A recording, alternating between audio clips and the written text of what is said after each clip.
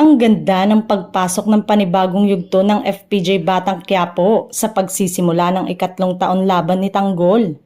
At syempre, ang swerte rin ni Kim Domingo dahil bumongga ang karir niya. Ang latest, regular na nga daw itong si Kim sa programa ni Coco Martin kaya naman aasahan na mapapanood siya ng matagal na mga fans.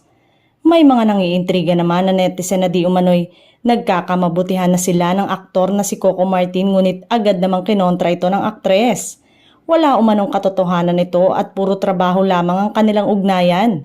Bukod umano sa profesional si Coco, ay loyal daw ito sa girlfriend na si Julia Montes kaya't malabo daw itong mangyari.